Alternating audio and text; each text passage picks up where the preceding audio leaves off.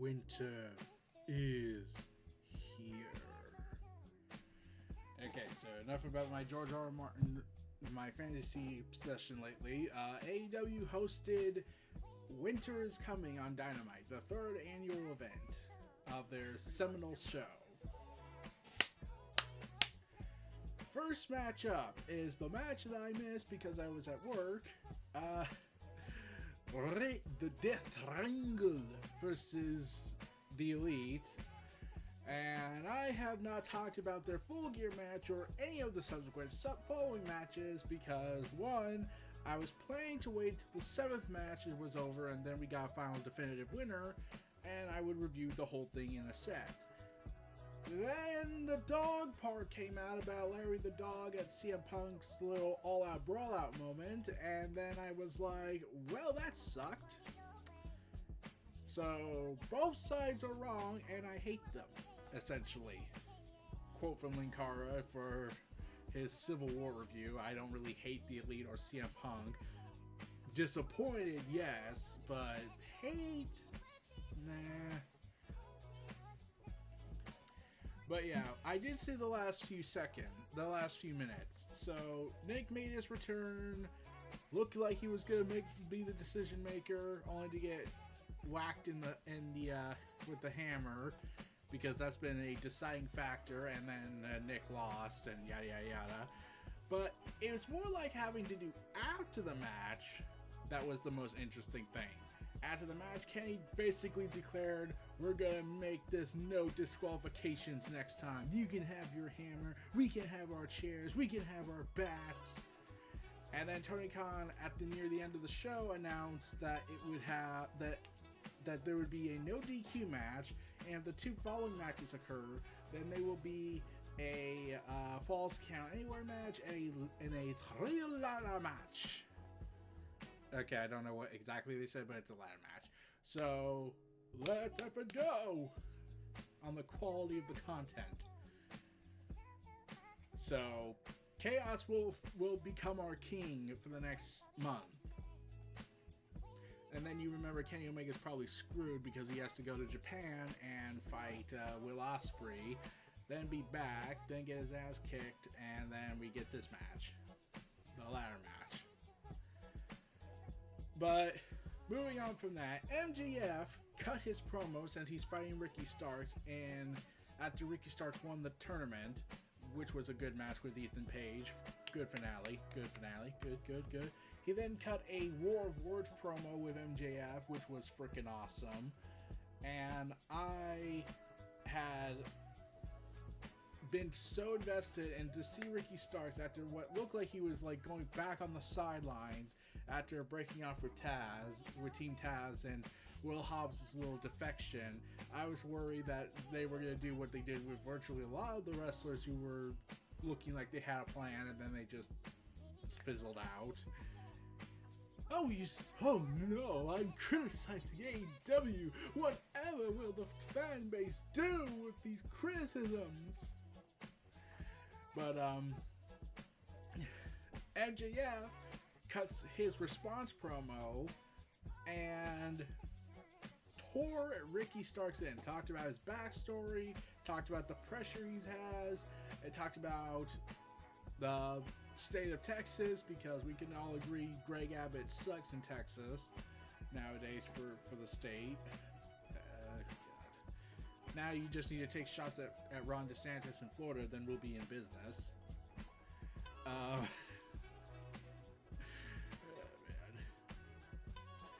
So MJF talks about his prestige, how he's the most talked about wrestler in the business. He is the business. And that's kind of true because he's not even 30 yet. He's 26. Which makes me realize I have done nothing of value. I kind of felt that way when I found out Tyler Bate was 19. So, thanks, overachievers. You make me feel depressed. Okay, not really, but I'm proud for them. So, he talks about his backstory, Ricky's backstory, and how he's going, and this is a winner takes all match since it's now for the Diamond Ring, so which I just call the MJF ring because that's what it is at this point. And it was a very good promo, very intense, very straightforward, very trying to get everyone on recapping it for those who missed last week. Essentially, but adding new layers to it, unlike other things where they just recap what happened and act like everyone was dumb. Because, of course. But, yeah. And then we get the Acclaimed. Listen! The Acclaimed. Oh, yada, yada, blah, blah, blah, blah, and whatnot. Max starts his raps, you know, great guy all around on the rapping department. And then Jay Lethal and his company attack. In fact, I don't even think they got a name. And then we got the acoustic equalizer, Jeff Jarrett, unleashing his Al Capone and smashing in the head of the guitar to Max.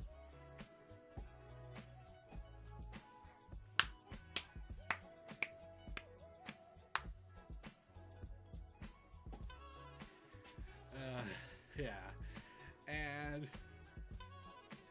now Jeff Jarrett declares that he is gonna, and Jeff Jarrett declares that he and Jay Lethal and his group are gonna go after them and the tag titles. I've heard mixed response with the idea of Jeff Jarrett wrestling for a title match, and I'm just having that guy I'm that guy that's like, he's at least doing more than just what Ric Flair was doing.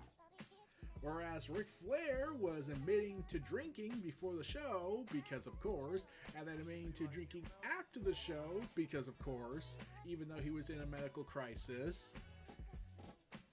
And jokes, and I wouldn't be surprised if he got serious about it, where he kept coming back over and over since he was getting offers from Puerto Rico wrestling companies, because enabling is never a problem in wrestling, right?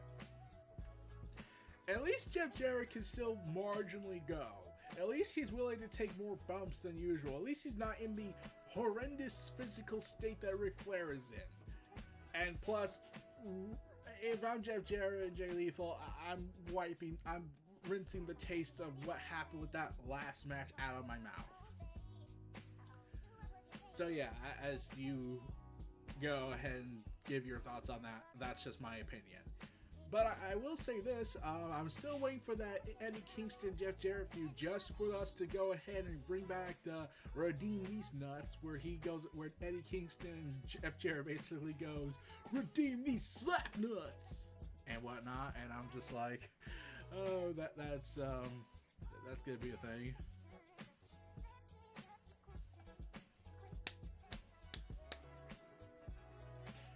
So yeah, Jeff Jarrett's getting a title shot in 2022 to 2023, most likely, for the tag titles. At least he's not going after the world title. Then I will panic, unless it's an eliminator match, and because that means he's going to no doubt lose.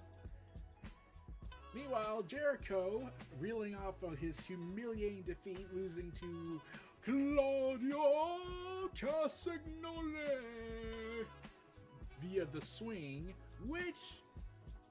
okay, I have two things about that. One, I kind of think that this was also a deliberate shot at Vince, because he kept saying, don't do the swing anymore, it's not over for me, it's bastardizing my view of the world, and whatnot. And subsequently, Claudio gets his moment in terms of how he gets to use the swing to win a match, in terms of submission, to get the big world title moment that he was wrongfully robbed of in WWE. Second, I kind of hated it at the same time. Like, it was a great match, because I was thinking this whole time Daniel Garcia was going to be the guy that takes the belt. And then what happens later tonight makes me think, damn, I kind of wish that was the way he lost the belt. But yeah, Jericho is pissed off and wants to state some stuff and talked about the giant swing is barbaric, because of course he would say that, and that it should be banned. Oh no, meta commentary. Vince McMahon is an irresponsible moron. And now he will take out some frustrations on a jobber. And that he proclaims, I am still the Ocho.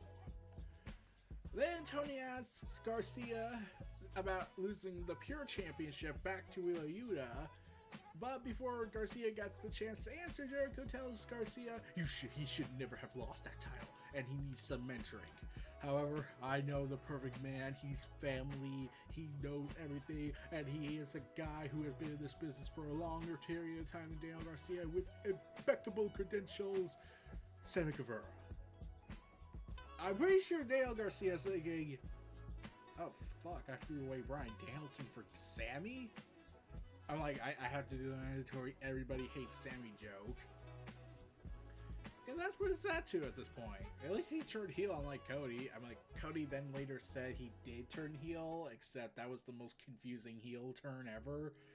Because when I think heel turn, I think he's an EVP and one of the founders of all Elite Wrestling, and the reason All In happened, well, besides a tweet from a fan, it just makes me think, wouldn't that make more sense to brag about how you founded this company and you all turned on him and how he will reclaim the world title and say fuck the stipulation?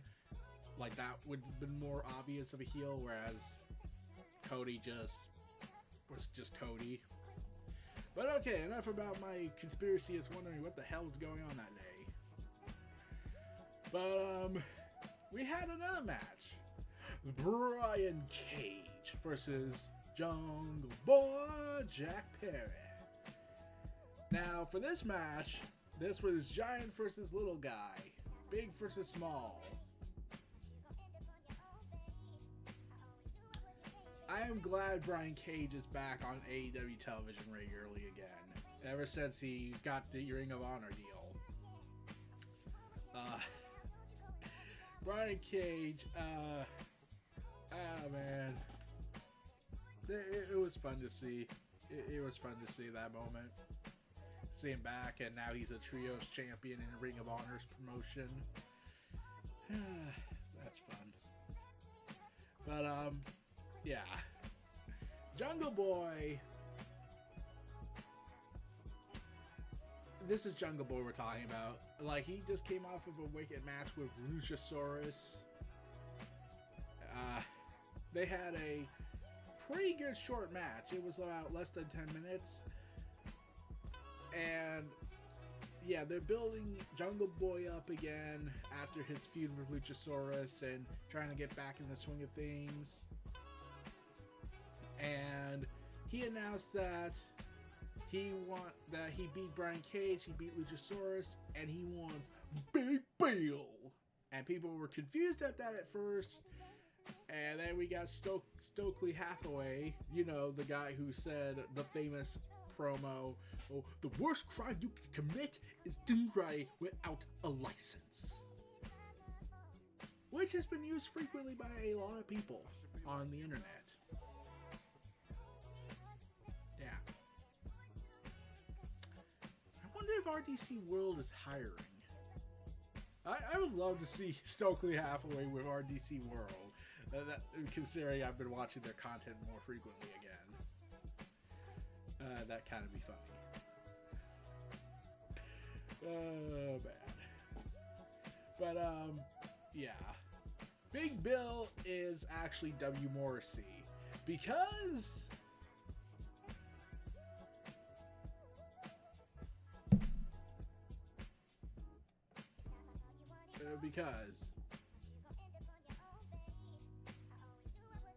Did they ever give a reason? Like, when WWE did it, they called them up and then changed their name because, of course, NXT doesn't exist in Vince's worldview back then. But that was it. We got a preemptive. At least they weren't known to casual fans, so they just did it. Here, they just renamed him And I don't know if they ever gave a reason, and that's the other problem. I don't know if they ever gave the reason because you have AEW Dynamite, AEW Rampage, Ring of Honor now, AEW Dark, AEW Dark Elevation, and being the Elite, where you could have multiple places to explain it, and they haven't explained it.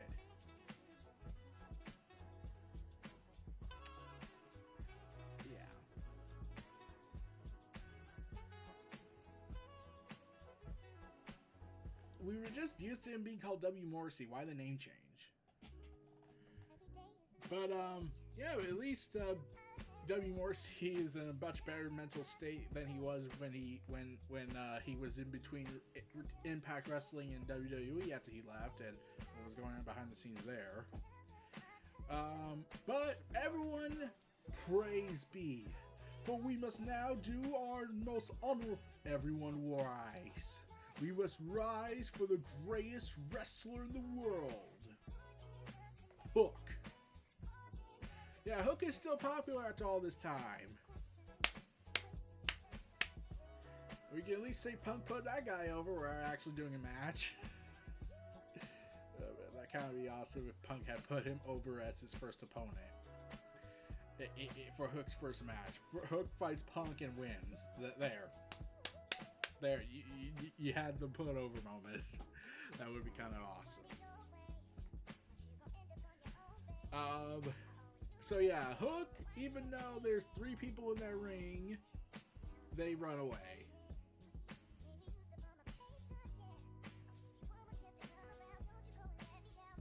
Look, I know Stokely Hathaway isn't a wrestler, but come on, it's 3 against 1. Jungle Boy's down. You have the chance. And then Hook, being the hero, extends his hand out to Jungle Boy, who takes it. And thus we have our mandatory faction forming. It will be Hook and Jungle Boy. Yeah, see, this has kind of been a thing I have said multiple times. I've said this before and I'll say it again. Every time when they do something like this, it's like you already know it's gonna probably lead to either a short stint tag team run or it's gonna lead to a faction. Since we still have Hook and Hansen, Dan Hansen together, sort of. They haven't interacted in a while. He's been hanging out with the best friends again. And I am still waiting at when he was at his all-time high popularity with the Chips. I still think AEW missed the boat on putting that over by making Hook'em Chips. Hook'em Chips. The devil's favorite flavor. The handsome devil's flavor. Yeah. Meanwhile, we got Blackpool Combat Club cutting their promo. Now, we finally got an explanation for William Regal's unexpected heel turn, and then his subsequent kick out, and then his leaving and a departure. He decrees that he wanted to teach them all one last lesson, and that was betrayal. Always have the eyes in the back of your head kind of thing, and it was like I get the reason why they had to find a way to write him off, but like at least we got a reason. We got a kind of a heartfelt moment on that. Where he didn't do this because, oh, I liked MJF more than you guys. It was more like, I'm teaching you guys the biggest lesson you could ever expect in life. Would this have made more sense if it was anyone but Moxley? Probably. Because this is Jon frickin' Moxley. You know, the guy who was backstabbed by Seth Rollins, quite literally, in the Shield. Yeah, when you think about it, it just kind of falls apart on that part. I feel like they had an alternative plan had Regal stayed, but he wanted out because he wanted to help teach his son, and he had an offer going on for him and family and all that. So, yeah. Take it for that what you will. Moxley and Claudio and Wheeler Yuta cut their promos expressing their big year for Blackpool Combat Club and what they have planned for next year, which will be awesome, no doubt. I expect awesomeness. And oh Claudio and Wheeler Yuta have basically said they're going to be greater than ever, but Moxley gets the most out of this because he talks about how he's going to fight Sammy Guevara again at Rampage, and that he will stomp Sammy's face into a bloody mess and leave him for dead. I mean, Sammy kind of did that to himself when he reacted the way he did to everyone who was backing him, even like how he handled the people who went after him and then the people who tried to support him. Then he just kind of blew his own head off with that. But yeah. But we're going to talk about his war with Hangman. You see, Hangman came back and is subsequently pissed because, of course, and yeah, they got they're pissed. Hangman got pissed because he got injured by Moxley, and therefore they're going to make a story out of this, face versus face. But we found out another reason why Hangman really hates Moxley, like right now. But before I get to that, Moxley then said, bring your buddies from the Dark Order, so we still have a partnership going on with them, even though they've lost 10 and he broke Negative One's heart. Sick bastards. Which, okay, here's the thing about that turn. Let me just cut away from that for a little bit. Imagine they didn't wait as long to turn him heel.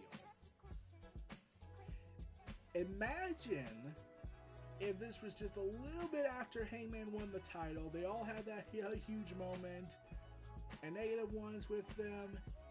Then you do the heel turn, and he would have been the most hated wrestler in AEW. I wouldn't have been surprised if they got the MJF treatment.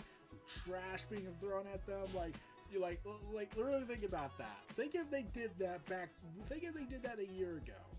Allen turns on the Dark Order, betrays Hangman, breaks Negative One's heart, and that would have also been right around Brody Lee's passing, which would be more depressing, and he would have gotten everyone hating on him. Allen would have been the biggest heel going in AEW besides MJF.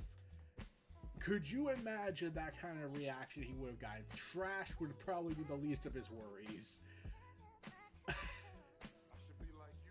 Like, that level of heat he would have gotten would have been uncontrollable, probably. He would have been the biggest heel in AEW. He would have had a stellar moment with Hangman fighting for the world title, probably. It just feels like the timing's just, like, so late on this, even though it still worked. I just think of a much bigger idea for that, and how you could have made Alan Angels a much bigger heel, doing all that in that short period of time after only just a year.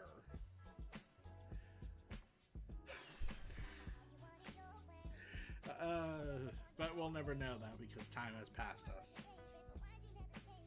You salute man Brody, Mr. Brody Lee, proud Negative One.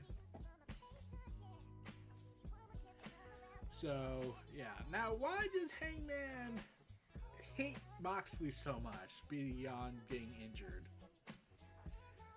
Well, Hangman cut a promo after being examined by the doctors about why he's so pissed off at Moxley. He talked about his temporary concussed state, and the most tearjerker moment came when he admitted when he saw a picture of his son, he couldn't figure out the name. He couldn't remember his son's name for about, an hour, they said? And I was like, yeah, I kind of get in the Hangman's pissed off rage now. It's not about the title, it's about what Moxley did to him. The most horrible thing a man could do to a father. He could take away the son, the memory of his own son, his flesh and blood, his offspring, his legacy. And I was like, damn, Moxley is a heel while actually being a heel. That's kind of big. So, yeah, Hangman is pissed and wants revenge. Now we cut to the House of Black versus the Factory. Do I even need to say it? The House of Black killed him. The House of Black killed QT. And whatnot. So anyways, the House of Black are doing well, so at least they're getting their revenge thing. Meanwhile, we're gonna get a long-awaited match. Hikaru Shida versus Jamie Hayter for the AEW Women's World Championship. Let's up and go!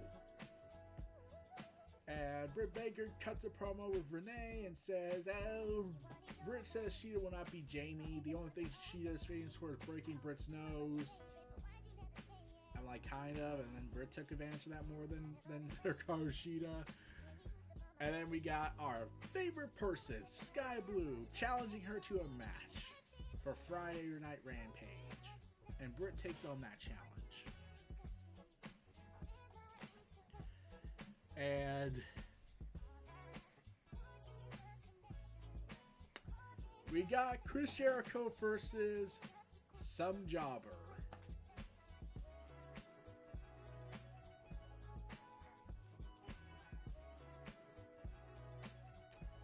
Chris Jericho versus some jobber.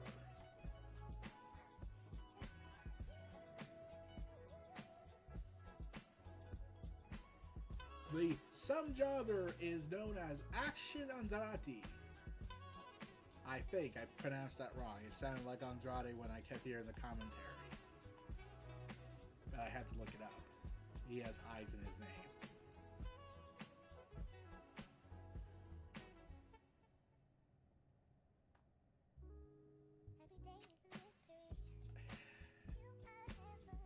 How do I explain this delicately? Let's see, this match was about 10 minutes.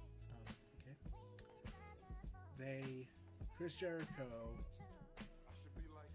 made Action Andrade a major star within 10 minutes.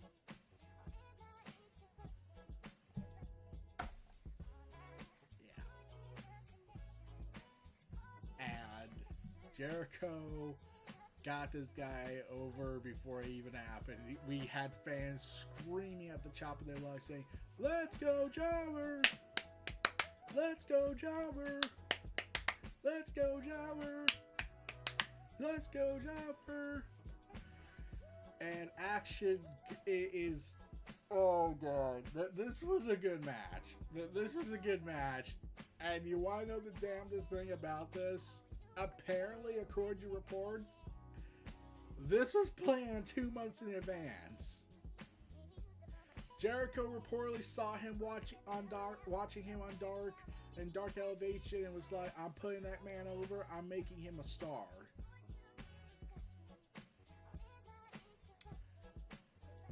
Okay, Jericho can be a lot of things. He may even be egotistical behind the scenes and was using and from what rumors always like to talk about, the Jericho ROH Run Championship.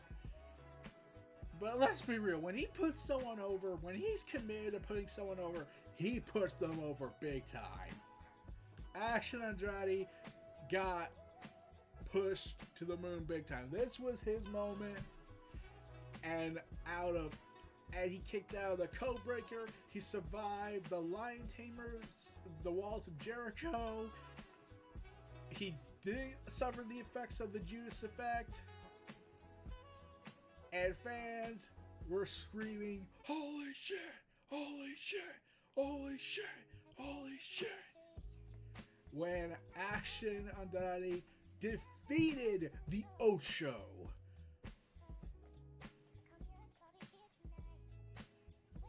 Well, I think we just got our sequel to Jericho versus Triple H from 2000. It just took them 22 years and another promotion to do it. Oh, and his arm was bleeding. But Action Andrade celebrated with the crowd, got into the crowd like he's CM Punk. Jericho is in shock and rage. And then he throws a temper tantrum backstage and throws chairs around like he's 1997. And I'm just going to say this as delicately as possible. I'm just going to say it. Jericho, Bryan, Moxley were the right people to lead the catch in the ship when all those BS started happening. Oh, God. And here's the thing. When I found out this was planned 2 months in advance, I was like, I kind of now wish Action Andrade won the Ring of Honor title. Imagine Jericho retaining at Ring of Honor Final Battle, but they don't put that stipulation of Claudio joining the group, and then Action Andrade takes on Jericho on Dynamite, and then you get him beat within 10 minutes, and then Jericho would have acted like Triple H more than ever, and Aubrey Edwards maintains her decision that Jericho's still the loser and lost the title. Imagine if that was imagine if they went with that route. That would have made him a Ring of Honor main eventer already. Oh God, that was awesome. That was an awesome moment for him. That was an awesome moment. Ricky Starks, meanwhile, is backstage and is raising hell with his fire promo and vows to become the next AEW champion. He cuts a great promo. It's awesome. Let's move forward. We got the recap of the FTR versus the Briscoes. Awesome match. Now, if only we can get the Briscoes on AEW television. However, Warner Brothers Discovery is still pissed off at them for stuff they apologized for multiple times, and even said that they were just stupid and regretted doing that. And the people that were involved in that incident said there was no hard feelings over what happened, so Warner Brothers Discovery and Warner Media were just being stubborn idiots. So FTR, after that big moment with them in that dog collar match, double dog collar match, they fight the Ass Boys, the Gun Club. Now, some people hate that because FTR went from having a trilogy with the Briscoes to fighting the Gun Club, and it was like, we're kind of in a no-win situation here. We can't put the tag titles on them till next year probably, and we need them to do something because we kind of don't have anything else for them besides New Japan, and Wrestle Kingdom's still a month off. So, yeah, we kind of just need a filler match for them. Well, I'm pretty sure we're still going to get a good match with the Gun Club versus FTR, but that's pretty much it. And then, Ty Mello, formerly known as Ty Conti, takes on Ruby Soho.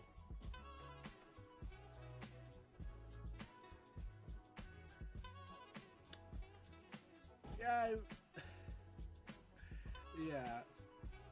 Considering Ruby Soho hadn't been seen for over 100 days after her nose got busted, and they make this a grudge match, even though when I think of a grudge match, I'm thinking Triple H and Shawn Michaels, or Gargano versus Ciampa, or Kevin Owens versus El Generico versus, and aka Kevin Steen versus El Generico, Kevin Owens versus Sami Zayn. This is not the kind of grudge match I was thinking. Like, if you want to make this the grudge match, then you have to, like, really sell it as a grudge match. Like, they tried their best. I'll give them credit. Ty Mello and Ruby Soho did their best to make this as intense as possible. I still think they should have waited a little bit longer for it to do this match. Like, just have the intense fighting, backstage brawling, and make this no DQ match even if you had to go that far. But no, they didn't do that. They didn't do that, sadly. They probably should have, I feel like. Then we got that Hangman and Page moment where he admits that he couldn't remember his son's name and vows to take Moxley to hell with him. Meanwhile, also backstage, Dustin Reynolds is now with the Best Friends of Dan Hansen, and they will be facing the Butcher, the Blade, and Kip, and Trent Severin. Yeah, Trent Severin is in AEW. He's been around since Rampage. Oh god, I was kind of amazed to see him in AEW. I was like, you gotta sign him. I feel like you have to sign that guy. He's a talented wrestler. Mustache Mountain. And now we get the one for all the marvels for the world title. Ricky Starks versus MJ Mother F&M. JF.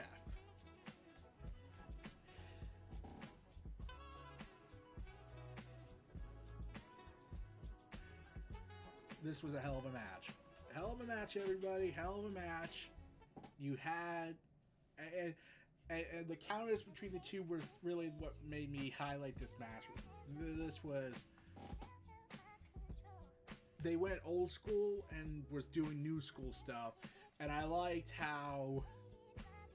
I liked MJF trying to basically break every bone in Ricky Stark's body by bending him multiple ways, like grabbing his arms, his leg, but he can't reach for the second leg. So yeah, that kind of sucked for him. It was like, oh wow, oh man.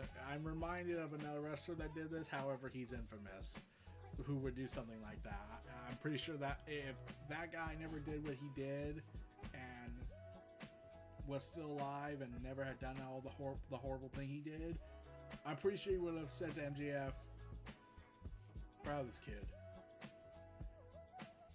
He's doing things I would have done when I was a young man. But yeah, that's a what if that will never happen unless we're in another universe. So enough about cocky about Chris Benoit and what could have been the future of his life if he had not been a horrible, horrible scumbag with mental issues and CTE. But, yeah. Oh, and I forgot to mention, Ricky Starks last week speared MJF's shoes off of him. That was funny. And then MJF commits the low blow and gets a Raw victory and kisses the world title to the point that he's actually drooling on it. Gross. And long and behold, he's celebrating. He's declared himself the new winner. He's retained the world title and the Dynamite Diamond Ring. However, he has earned a very dangerous enemy.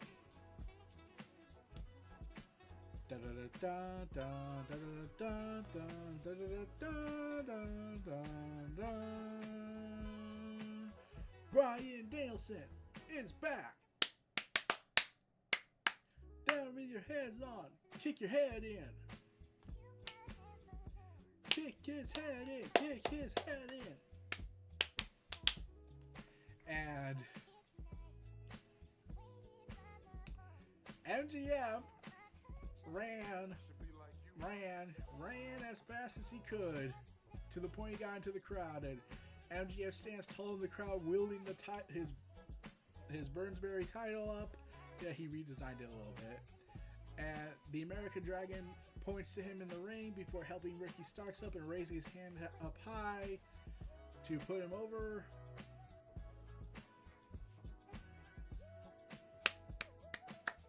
Awesome. And the show rebounded his viewership. It didn't get to 1 million, but it rebounded his viewership and demographs. So give him credit on that front.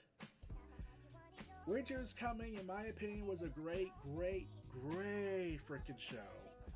Talent all around, some of the best they had going currently. The ones who were in active storylines. We got a new 1, 2, 3 kid moment, storyline moment for Action Andrade and Chris Jericho ranting and raving backstage. Daniel Garcia is now stuck with Sammy Guevara, and he's probably regretting his life's choices at the moment. And yeah.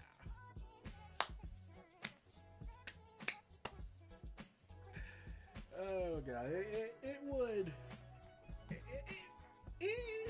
it's a great show. It's a great show. Now, if only we could get all of this on HBO Max, and I probably would be watching it more and more than ever. But sadly, we're not that reality just yet. We'll probably wait till next year to see if we get that. But yeah, the matches from top to bottom were pretty good. Ruby Soho and Ty Mello was probably the weakest I felt. Well, besides the House of Black kicking the crap out at the factory, like that was kind of expected. A squash. But Ruby Soho and Ty Mello I felt was also weak because it was like it was trying so hard to be that grudge match, but they probably should have given it like about 2 more weeks to build this up to really get the intensity of this feud. But it's over now, so we can probably just move on with that.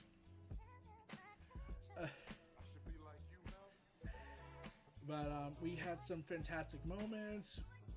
Great wrestling all around, I felt. House of Black is getting taken to the level of seriousness again after the multiple setbacks that happened in their lives that stopped it from becoming the great faction they could have been. Now they're being given a second chance.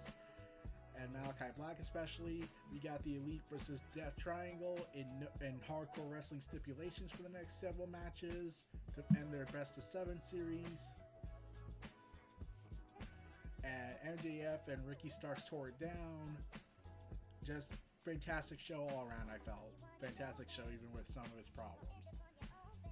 So, yeah, this was your host, Eric Brown of Neo Reality Entertainment, NRE, the WrestleVerse. Feel free to like, comment, subscribe, check out my content in the description below. Stay tuned for more. I'll see you all again next time. Peace and take care. Have a good day, everybody. And peace out and keep on watching. Peace.